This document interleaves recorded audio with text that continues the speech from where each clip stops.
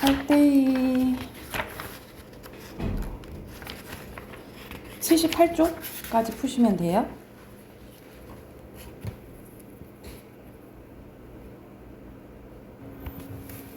자, 시간이 좀 지나서 지금 같이 한번 봐볼게요. 72쪽 보면은, 자, 여기서는 기술이라는 용어에 대해서 그리고 기술에 대해서 어떻게 생각하는지 이제 변화가 이제 나와 있는데, 첫 번째 문단의 중심 문단 보면 여기서는 마지막 문장이 중심 문단이에요. 고대 그리스의 철학자들은 삶의 정신적 가치보다는 물질적 가치를 더 중요시한다는 이유로 기술을 부정적으로 봤다라는 거지, 고대 그리스에서는요. 그래서 옆에 빈칸 그리스 넣으시면 되겠죠. 그래서 플라톤과 아리스토텔레스의 개념 나왔고, 그러나 이런 관점은 근대 초기에 변했다라는 거지, 그치? 그래서 누구한테 비판을 받았어요? 마키아벨리, 베이컨, 데카르트 등에 의해서 강하게 비판을 받았다라고 보시면 되겠죠. 그래서 선생님이 핵심 안 했구나. 1문단의 기술이고요. 2문단도 핵심이 기술이라고 보시면 돼요. 그래서 옆에 빈칸도 기술입니다. 기술에 대해서 우리가 앞에 고대 그리스에서는 부정적으로 봤다 그랬잖아요. 그치? 근데 초기에서는 이제 긍정적으로 봤다라는 거죠. 그 대표적인 게 이제 베이컨과 피에티의 개념이 나왔고요. 생각이 나왔고요. 하지만 기술의 발전에 따라 그 다음 난 보면 기술이 인류 생존의 자체를 위협할 수 있다라는 기술을 바라보는 새로운 철학자 관점이 드러났는데, 자, 20세기 이르러 독일의 철학자 하이데거를 필두로, 그래서 여기서는 하이데거의 이제 생각들이 나오는데, 기술의 진정한 본질은 무엇인지, 그리고 기술은 인간에게 어떤 존재 의미와 가치를 지니는지에 대한 철학적 고민이 시작된 거다라고 이제 내용이 나오죠, 그렇죠? 그래서 하이데거는 어떻게 봤냐면, 기술을 도구로 파악하였지만 그 기술은 인간의 세계의 사물들과 교섭하는 창구로서 사물들의 존재 의미를 구성하는 능력이 되는 비중립적인 존재임을 강조를 했대요. 그래서 하이데거에 따르면, 하이데거는 어떻게 봤냐면, 거대한 우주를 관측할 때 우리는 전파망원경과 같은 도구를 통해서 세계에 대한 정보를 얻게 되는데, 이때 세계와 도구가 세계에 어떤 관계를 맺느냐에 따라서 우리가 보는 의미가 달라진다라고 이제 봤다라고 보시면 되겠죠. 그래서 하이데거의 주장은 여기 문장이 중심 문장으로 보시면 될 것 같아요. 여기가 중심 문장이고 핵심어는 하이데거라고 보시면 됩니다. 그래서 가령하면서 예시 나오지. 예시 나와서 여기 문단의 이제 중심 문단은 마지막 문단이라고 보시면 돼요. 이렇게 기술은 세계의 존재론적 의미를 새롭게 구성하는 능력을 가지고 있다고 하이데거는 주장했다라고 보시면 되겠죠. 여기서 핵심은 기술이고요. 이처럼 하이데거는 기술은 더 이상 인간과 세계 중립적으로 작용하는 단순한 도구가 아니며 인간과 세계 관계를 왜곡시키거나 변형시킬 수 있는 힘을 가지고 있다라고 봤다라는 거죠. 그래서 그는 기술이 더 이상 인간을 위한 도구가 아니라 인간으로 하여금 세계를 특정한 방식으로 보도록 압박하는 존재로 보고 있다라는 게 이 사람이 얘기한 부분이라고 보시면 됩니다. 그래서 핵심어는 여기서는 하이데거의 마지막 주장 나왔죠, 그쵸? 그래서 핵심어는 하이데거입니다. 자, 거기에 해당되는 문제 보면은 기술이죠. 여기서는 기술에 대해서 얘기했고, 2번에 알맞지 않은 거, 여기서는 마지막에 다양한 학자들의 견해 요약했나요? 하이데거의 개념 나왔잖아요, 그치? 3번이고요. 자, 3번에 윗글의 전개 방식으로 가장 적절한 거, 선생님 아까 고대 그리스 나왔고 근대 나왔고 그리고 20세기 이렇게 나왔잖아요, 그쵸? 우리가 한 대상의 시대별로 변한 것을 나오면 뭐라고 하냐면 통시적이라고 해요. 그래서 이렇게 한 대상에 대해서 시대적인 변화가 나오면 통시적이라고 보시면 되고, 한 시대 안에서 일어나면 공시적이라고 보시면 돼요. 그거 같이 나올 때가 있는데, 통시적은 시대가 변화되는 거야. 시대에 따라 변화된 걸 얘기하고, 공시적은 한 시대 내에서 변하는 거라 생각하시면 돼요. 그리고 4번에 여기서 적절한 것은 3번이죠? 3번이고, 그리고 A의 관점은 이건 하이데거의 생각 고르면 되잖아요, 그쵸?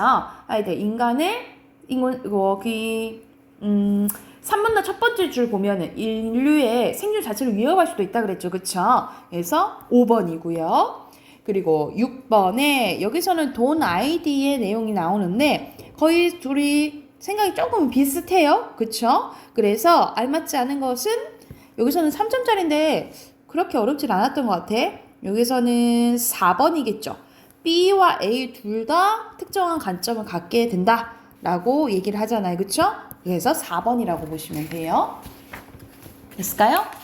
두 번째 지문도 바로 중심 문장이랑 핵심을 봐볼게요. 여기서는 전기 레인지에 대한 설명입니다. 그래서 하이라이트와 인덕션으로 나눌 수 있다라고 나오죠. 핵심은 전기 레인지고요. 그리고 옆에 빈칸도 전기 레인지입니다.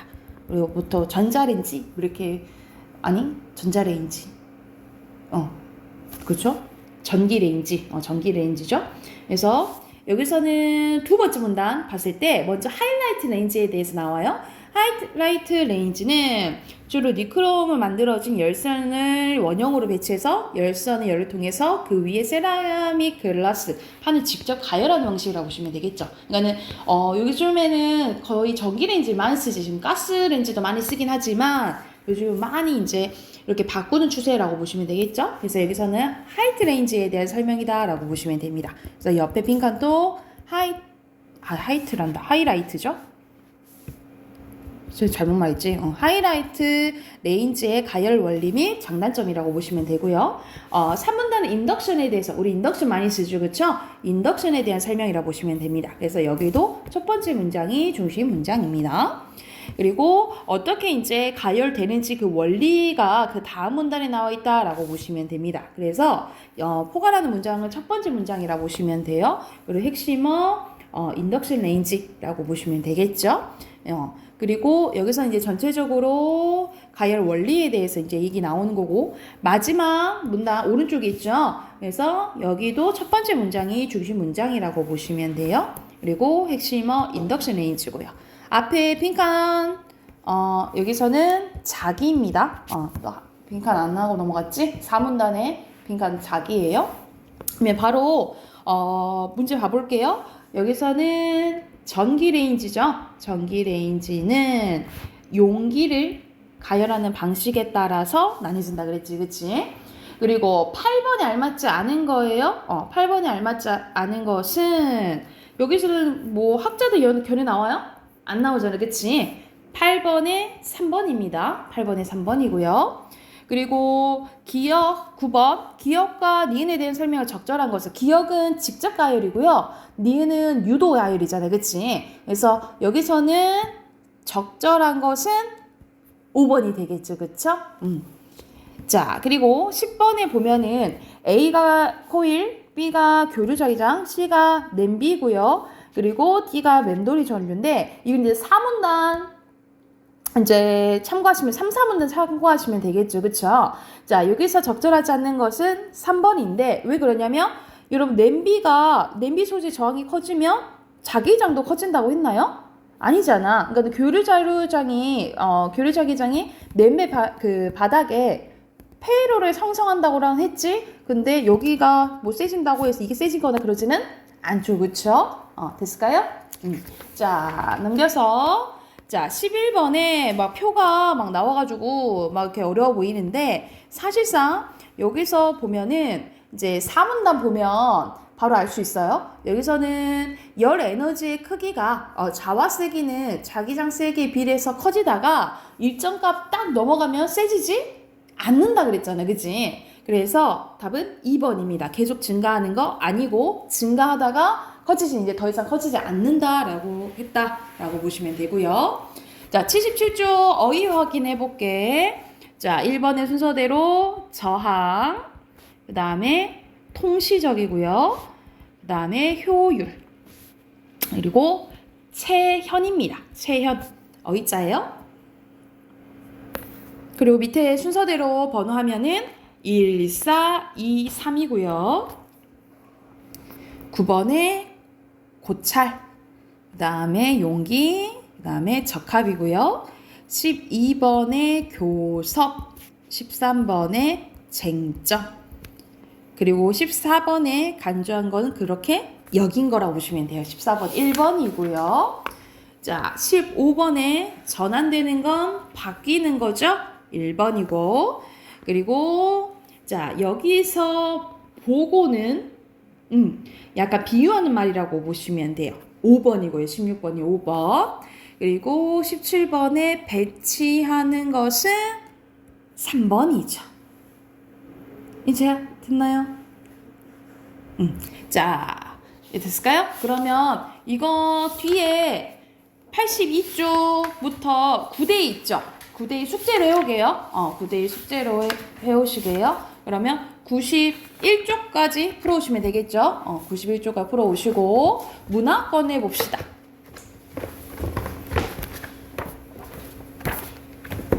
자, 문학은 몇 쪽 펴시면 되냐면 71쪽 먼저 할게요. 71쪽 개념 설명이 있어서 71쪽 먼저 하겠습니다.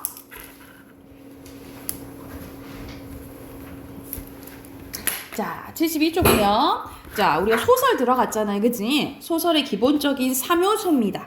주제, 구성, 문체. 이거 선생님이 많이 물어봤어. 그치? 소설의 3요소는 주제, 구성, 문체고요. 이 구성의 3요소가 여러분 알고 있는 인사배입니다. 인물, 사건, 배경이라고 보시면 되겠죠. 인물, 사건, 배경이고요. 특히 밑에 인물의 유형들이 이제 나와 있는데 중요도에 따라 말 그대로 중심인물, 주변인물. 그러니까는 우리 드라마로 치면 주연, 조연 이렇게 생각하시면 되겠죠. 그렇죠? 그리고 역할에 따라 주동인물, 반동인물. 그리고 가장 많이 나오는 게 이 두 가지로 생각하시면 돼요. 자, 특징에 따라 말 그대로 특징이라기보다는 어떤 사회 계층을 대표하냐, 대표하지 않느냐라고 했을 때 선생님이 항상 물어보는 거잖아요. 효녀하면은 심청이 생각나잖아요. 그렇죠? 그런 식으로 사회 계층을 대표하면 전형적 인물이고요. 그렇지 않으면 개성적 인물이라고 보시면 됩니다. 그리고 성격 변화 여부, 성격이 변하지 않으면 착한 놈은 계속 착하고 나쁜 놈은 계속 나쁘면 평면적 인물이고요. 만약 개과천선에서 갑자기 나쁜 놈이 착한 놈이 됐어. 그러면 입체적 인물이라고 보시면 되겠죠. 그래서 여기서는 보통 전형적 인물이랑 평면적 인물 동그라미 이 두 인물은 어디서 많이 나타나냐? 고전소설에서 많이 나타난다라고 보시면 되겠죠. 고전소설에서 많이 나타나는 인물 유형이라고 생각을 하시면 됩니다. 그러면 이러한 인물의 성격이 어떻게 제시가 되냐? 인물의 성격 제시는 크게 두 가지가 있습니다. 오른쪽 위로 가보면 직접 제시와 간접 제시가 있어요. 직접 제시는 말 그대로 인물의 외양, 행동, 성격적 특성을 나타내는 지배적 인상 등을 서술자나 다른 인물이 직접 설명해 주는 거야. 그거 말해 주는 거야. 예를 들어서 그는 착하고 성실하다 이런 식으로 다 얘기를 해주는 거예요. 그래서 같은 말로 말해주기, 텔링이라고 하고요. 그러면 설명이 짧아지겠죠. 그쵸? 그래서 같은 말로 설명적 제시, 요약적 제시라고 해요. 설명적 제시, 요약적 제시라고 보시면 되고, 간접은 인물의 행동이나 대화를 통해서 우리가 받아들인 사람이 추측하게끔 만들어주는 거라고 보시면 돼요. 그래서 같은 말로 보여주기라 하지, 쇼잉이고요. 같은 말로 써놓자 장면적 제시, 그냥 보여준다 이 말이야. 극적 제시라고도 합니다. 같은 말로 장면적 제시, 극적 제시라고 보시면 되고요. 자, 그 다음에 두 번째 소설 구성의 두 번째는 사건이죠. 사건은 말 그대로 전반적인 내용이 가장 중요한 거잖아요. 그래서 줄거리를 이루고요. 주제를 이제 나타내고 소설 속 인물들은 사건을 통해서 갈등을 겪고 자신의 감정을 드러내면서 가치관을 또 드러내기도 한다라고 보시면 됩니다. 이게 사건의 역할이라고 보시면 되고요. 자, 배경의 종류는 시간적, 공간적 배경 이렇게 나왔는데 이렇게 묶어볼까? 시간적 배경, 공간적 배경 이렇게 묶어서 이걸 뭐라 하냐면 자연적 배경이라고요. 자연적 배경. 그래서 자연적 배경에는 우리가 알고 있는 시간, 공간은 배경이라고 생각하시면 되고 밑에는 시대적 배경이라고 나오는데 보통 이거를 사회적 배경이라고 많이 얘기를 해요. 그래서 배경의 종류에는 사실 세 가지가 나오거든요. 자연적 배경, 사회적 배경, 심리적 배경 이렇게 나오는데 심리적 배경은 거의 심리소설 빼고는 잘 안 나오니까 배경이 두 가지 생각하시면 돼요. 자연적 배경이랑 사회적 배경 이렇게 기억하시면 된다라고 생각하시면 될 것 같아요. 자, 그럼 밑에 한번 봐봅시다. 여기서는 윗글에서 늙은이를 위로하고 있는 순사가 나오네. 순사라는 단어를 통해서 배경이 여기 나와 있지. 뭐인 줄 알겠어? 일제강점기인 걸 알 수가 있겠죠. 그쵸? 그리고 춘향전이 나오네요. 춘향전의 당일 주동인물은 주인공 누구냐 이 말이야. 춘향이고요. 이 춘향이와 갈등을 일으키는 것은 변사또가 되겠죠. 보통 선역이 뭐 주동인물, 악인이 반동인물 뭐 이렇게 생각하시면 되겠죠. 그리고 밑에 보면은 권은 장사 속에 불어 빗세면서도 유세들 불어주고 한 것만 천성이 능중하여 원래 타고난 성질이 능준해서 그저 고지식하게 말한 대로 서승이 없을 따름이었다. 이건 성격을 다 얘기해 준 거예요. 그래서 직접 제시라고 보시면 됩니다. 그래서 우리 여러분이 소설을 이렇게 읽으면서 아 성격이 나오네, 이 부분이 직접 제시네, 아니면 간접 제시네 이런 걸 이제 구별할 줄 알아야 된다라고 생각하시면 돼요. 그러면 앞으로 가봅시다. 앞으로 가서 자 작품 이제 두 작품을 볼 건데 조금은 간단한 작품들이에요. 그렇게 어렵지 않은 작품들이라 바로 한번 봐볼게요. 자 여기서는 한번 이제 이건 내용 한번 봤었을 거예요. 이게 이제 이태준의 복덕방이라는 부분인데 안초시와 딸의 약간 갈등이 나와 있는 부분이라고 보시면 돼요. 한번 봐볼게. 자 이제 일제 강점기 때라고 생각을 하시면 돼요. 배경은 자 안초시는 한나절이나 화투패를 떼다 안 떨어지면 그 화풀이로 박희한 영감이 들고 중얼거리는 속수 국어 독본을 채서 행길로 내편승 겹치고 막 그랬대. 넌 또 무슨 재주를 바라고 반도 화투패나 떨어지길 바라냐? 난 그냥 심슈패로 하는 거지. 그러나 속으로는 박희한 영감보다 더 세상에 대한 야심이 끌었대요. 딸이 평양으로 대구로 다니면서 지방 촌내를 해서 제법 돈을 번대요. 근데 연구소를 내느라고 집을 뜯어 고친다, 유성기를 사들인다, 교제를 하러 돌아다닌다 하고 더구나 귀찮게만 아는 이 아비를 위해서 쓸 돈은 예산부터 들지 못하는 모양이었다. 그러니까 안초씨는 딸내미가 돈을 잘 버니까 나한테 좀 돈을 썼으면 좋겠는데 돈을 써 안 써? 안 쓴다 이 말이야. 그래서 얘 낡은 솜이 돼서 그런지 삭반인데 그런지 바지 솜이 모두 치워서 어디 된 옷옷이야. 안마들 샤시를 한번 사입어야겠다. 그랬더니 어련히 이제 사드리려고요 하면서 딸의 대답은 선선했으나 셔츠는 그의 겨울이 다 지나도록 구경도 못했대. 셔츠는커녕 안경다리를 고치겠다고 돈 1원만 달래도 이런 것을 통해 시대적 배경을 알 수가 있겠죠. 1원짜리를 굳이 바꿔다가 50전 한 입만 주었대. 안경은 좀 주무르던 시절에 장만한 것이라 테마 5, 6원 먹는 것이어서 50전만 그런 다리도 어림없었다. 50전도 이제 부족했다는 거죠. 50전짜리 다리도 있지만 살 바에는 조촐한 것을 택하던 초시의 성미라 더구나 면상에서 짝짝이로 드러나는 것을 사기 싫었대. 차라리 종이 녹은 인체로 쓰기로 하고 50전은 그냥 담배를 샀다라는 거야. 왜 안경다리 안 고치셨어요? 라고 하니까 하고 말이 안 했대. 그러니까는 자기한테 막 짜게 구는 딸이 이제 못마땅한 거지. 자기한테 돈도 안 주고. 우리 뭘 아냐면 아버지 보험료만 해도 한 달에 4만 80전은 나가요. 근데 이 말이 이제 고깝게 들리는 거예요. 보험료나 타먹게 어디서 죽어달라는 소리로 들렸다라는 거죠. 이거는 인물의 심리가 나오잖아. 그치? 그래서 여기서는 시점이 전지적 작가 시점이라고 보시면 돼요. 왜냐하면 이 안초씨의 심리가 다 나오잖아. 그치? 전지적 작가 시점이고요. 그게 내랑 뭔 상관이냐? 그러니까 아버지의 위해를 들었지 누굴 위해 들었겠어요. 그럼 소씨는 정말 날 위해 하는 거면 살아서 한 푼이라도 돈을 줘라 이렇게 생각할 건지 죽은 뒤에 내가 알게 뭐야 라는 소리 나온 것을 억지로 참았대. 50점이면 왜 안경다리를 못 고치세요? 지금 아버지가 좋고 낮은 것을 가르쳐 주세요? 라고 하니까 50점은 또 막고값, 담배값으로 나갔대요. 1억이라 아마 서너 번째다. 자식도 소용없어. 더구나 딸 자식 그저 내 수중에 돈이 있어야지 하면서 돈의 중요성이 날로 심각하게 느껴지고 있었다라는 거죠. 그래서 여기서는 전체적으로 누구와 안초씨와 딸의 약간 갈등이 나타나 있다라고 보시면 되겠죠. 초씨는 이날 저녁에 박희한 영감에서 들은 이야기를 딸에게 했는데 실패는 했을지라도 그래도 십수년의 상업계에서 논 안초씨라 출자를 권유하는 수장만을 딸에게 듣기에는 딴 사람도 놀러왔대.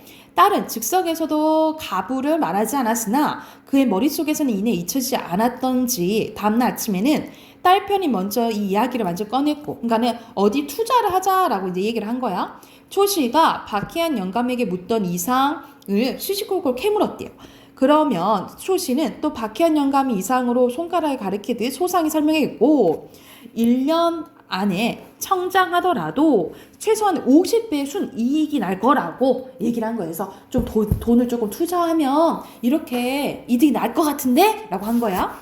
딸은 솔깃했대. 사흘 안에 연구소 집을 어느 신탁 회사에 넣고 3,000원을 돌리겠다라는 거죠. 그러니까는 아까 전에 안경다리 고치는데 막 50전이라 했잖아, 그치? 3,000원 이제 많은 돈인 거죠.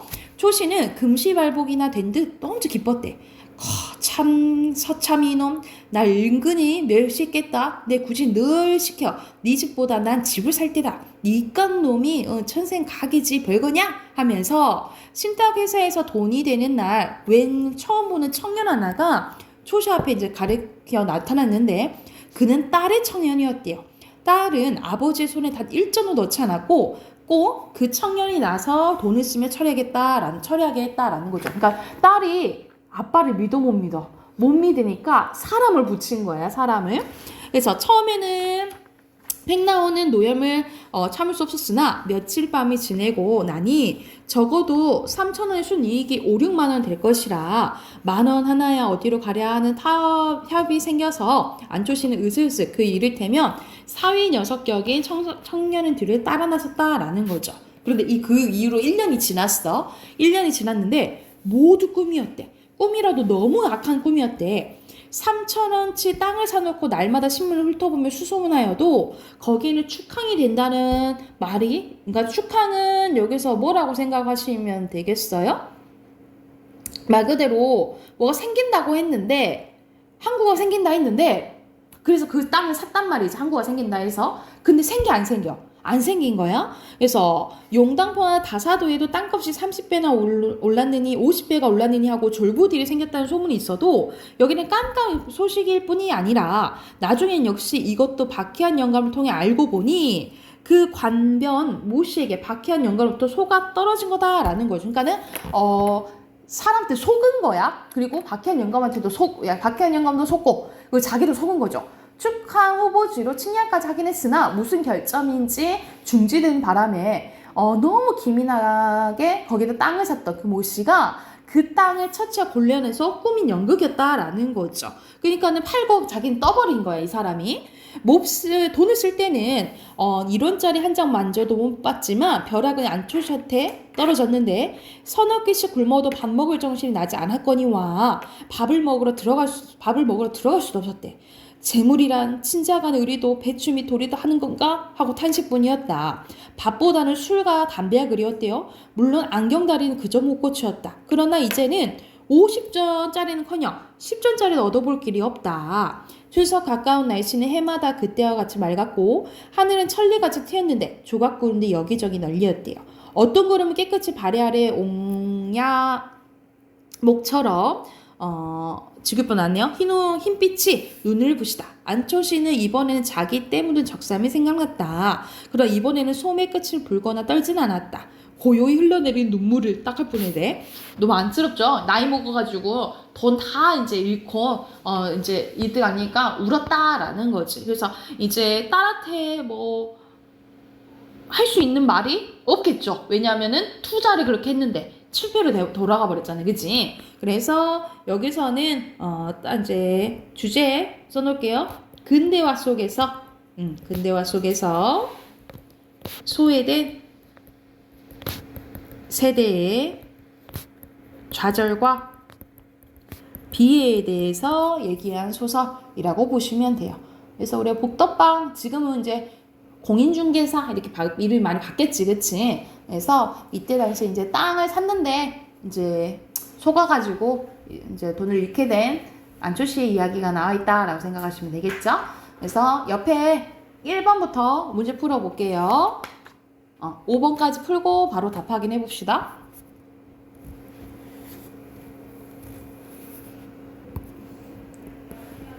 답 확인해 볼까요? 자, 1번에 여기서 알맞지 않는 것은 2번이죠. 여기서는 옆에 나오긴 하지. 근데 여기에 땅값이 올랐다라는 거지. 여기에 공간적 배경은 아닌 거죠. 그쵸? 그리고 2번 적절한 것은 3번이죠. 돈 때문에 갈등하고 있는 거고 3번에 여기서 적절한 것은 앞에서는 이제 딸과 이제 안초시의 대화가 나와 있고 B에서는 어떤 상황인지 다 설명해 주잖아요. 그쵸? 해당되는 거 2번이고요. 요약적 대화. 그리고 4번이 알맞지 않은 것은 4번이고요. 안초시 수고로움을 덜어주려고 하는 게 아니라 못 믿어서 그런 거지. 그치?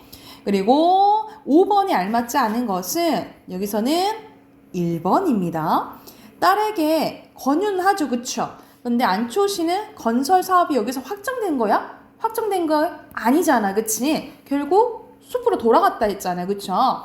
그리고 직접 투자하는 것도 아니죠. 이거는 문제, 보기가 다 틀렸다라고 생각하시면 돼요. 이거 됐을까요?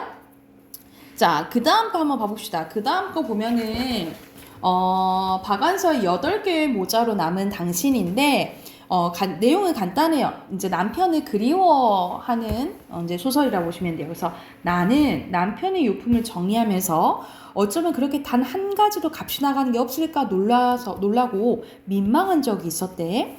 그럼에도 불구하고 자식들을 비롯해 가깝게 지내던 조카들은 그가 쓰던 걸 뭐든지 한 가지씩 얻어가길 원했다. 다들 그렇게 아쉬운 처지도 아닌데도 그런다는 건 그 뜻이 소유나 쓸모는 잊지 않고 아끼며 간직하려는 데 있으려니 하는 나는 목이 메어 감격을 했다라는 거죠. 크게 성공하거나 성취한 건 없어도 생전에 주위 사람들 많은 사랑을 받았다는 증거 같아서 나는 기쁜 마음으로 그의 이제 유품들을 나눴대요. 그러나 모자 있죠. 제목이 8개 모자로 남은 당신이잖아요. 그쵸? 모자는 내가 다 가졌대. 그거 누가 달라지 않았지만 달라고 해도 안 줬을 거래. 왜냐면 마지막 1년은 참으로 아까운 시절이었는데 죽은 날을 정해놓은 사람과의 나날에 아까운 무엇에 비길까? 애를 끓는 듯 애달품이었다라는 거죠. 그러니까 남편이 이제 시한부 받은 거지, 그치? 이제 1년 뭐 산다? 그러니까는 그 아픈 사람과 같이 지낸 것에 대해 이제 슬픔이 나 있다라고 생각하시면 되겠죠. 그래서 왼쪽만 이제 먼저 잠깐 봐보면 옛날에 얽힌 농담이라면 얼마든지 재미나게도 그윽하게 할 수 있으려면 나는 고약한 성깔에 잔뜩 치받쳐 있었대. 여보케야 그가 닦아는 듯이 그러나 농담을 받았는데 당신이 하면 왜 그래? 꼭 바이틈에 낀 쥐 같잖아? 라고 표현을 했다라는 거지. 그러면 생전 틈바구니에 끼어 봤어야지 라고 그의 목소리가 하도 연민에 차 있어서 나는 대꾸하지 못했대. 죽어가는 사람으로부터의 연민은 감동적이어서 울어버릴 것 같았다라는 거죠. 그래서 여기서 여기 후장 부분에는 여기 밑에는 이제 아프니까 검사는 이제 자기 남편의 이제 모습이 나왔다라고 생각을 하시면 되고, 여기 오른쪽 밑으로 가볼게요. 나는 요새도 가끔 그가 남긴 8개 모자를 꺼내보는데 그 안에서 머리카락 한 오라리라도 찾아보려고 더듬거리지만 헛손질을 끝난대. 그러니까는 너무 남편이 그리운 거지, 그치? 이 그리움을 이제 모자를 통해서 얻는 내용이라고 생각하시면 돼요. 그래서 여기 그 부분은 크게 이제 어렵지 않아서 선생님이 주제 써놓고 문제는 풀어오는 거를 숙제로 내줄게. 알겠지? 그래서 여기 이 소설의 주제는요. 말 그대로 이제 남편을 그리워하는 내용이라고 생각하시면 돼요. 그래서 사랑하는 이의 죽음을 대하는 인간의 모습을 담은 소설이라고 보시면 됩니다. 박안서 소설이 되게 유명한데 박안서는 보통 자신의 경험이 있죠. 자신 약간 자서전 같은 소설을 많이 쓴 사람이 생각하시면 돼요. 그러니까 이런 일도 소설이긴 소설이지만 자신의 이제 진짜 경험을 바탕으로 많이 쓴 소설이 많다라고 생각을 하시면 돼요. 그래서 그 유명하게 그 여자네 집 뭐 이런 게 나오거든요. 그리고 뭐 그래서 박안서 작품들은 좀 많이 좀 읽어두면 좋아요. 좋아서 특히 이제 시대적인 것을 많이 알 수 있어서 가끔 나오거든요. 그래서 참고해서 문제 푸시면 될 것 같아요. 그래서 70쪽까지 숙제를 해오시고 내일 답 확인할게요. 그래서 오늘 숙제 문학이랑 비문학 다 있어요. 숙제 해오시면 될 것 같고요. 현서는 틀린 단어 또 써오면 되겠죠? 여기까지 합시다.